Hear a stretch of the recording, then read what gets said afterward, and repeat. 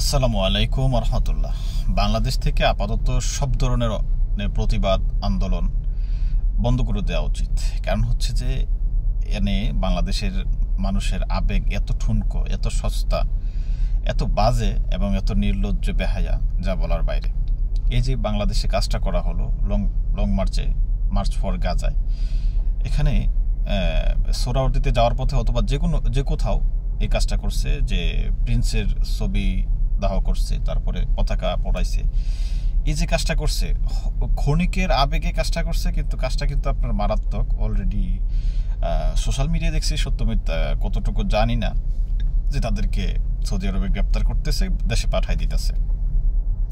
তা আসলে আপনাদের উদ্দেশ্যটা কি? আপনাদের উদ্দেশ্যটা কি সত্যি যে গাজার যে হামলা হচ্ছে সেটার বিষয়ে প্রতিবাদ করা, সেটাকে থামানো, সেটাকে রুখে দিতে, সেটার ব্যাপারে বিশ্ববাসীকে জানানো, এটা নাকি যারা প্রবাসী আছে তাদেরকে একটা বিপদে ফেলানোর চিন্তা ভাবনা যারা এটা করছেন তাদের কাছে আমার প্রশ্ন। আর এই যে হঠাৎ করে কাজটা করছেন, এটা তখন কিছু হয় নাই, কিন্তু আজকে সৌদি আরবের যারা প্রবাসী আছেন, রাতে আমার সাথে একজন কথা হয়েছে ছুটিতে যাওয়ার কথা। সে বলতেছে ছুটিতে যাবে কি না যাবে সেটা সে সিদ্ধান্ত নিতে পারতেছে না, যদি গিয়ে না আসতে পারে, ভিসা যদি বন্ধ করে দেয়। এই যে একটা আতঙ্ক তৈরি হয়েছে, এটা কেন হয়েছে? কারণ এখানে এটা আপনাদের জন্য হয়েছে। একটা মানুষ অনেক দিন থাকতে থাকতে প্রবাসে সৌদি আরবে, তারা এমন একটা পর্যায়ে চলে যায় যে দেশে গিয়ে কিছু করার থাকে না, করতে পারে না, ইচ্ছা করলে করতে পারে না, পরিবেশ পরিস্থিতির কারণে। এই দেশের একটা পরিবেশ, ওয়েদার, বাংলাদেশে একটা। তো সবাই যদি দেশে চলে যায় তখন কি করবে? দেশে যেগুলি বেকার আছে সেইগুলিরই তো কর্মসংস্থান হচ্ছে না।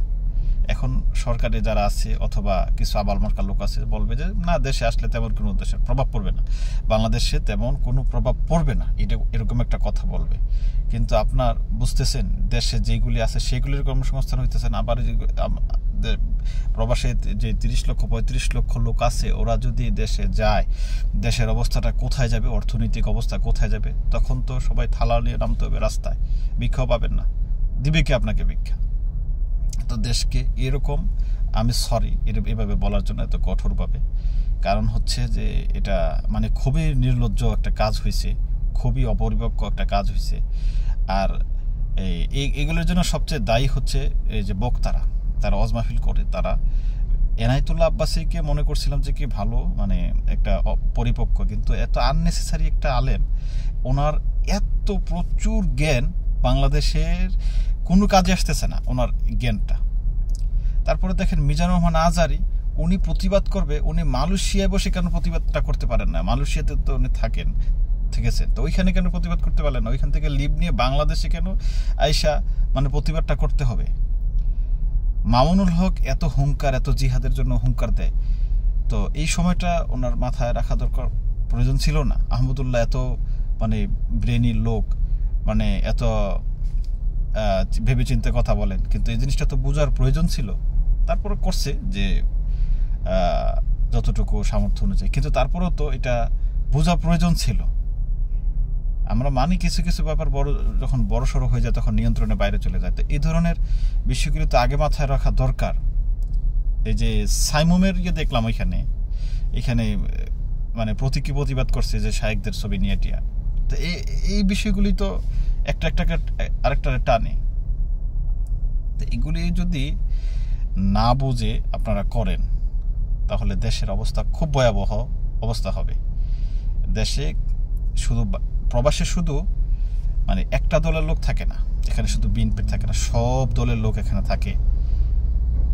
সমস্যা হলে সবারই হবে।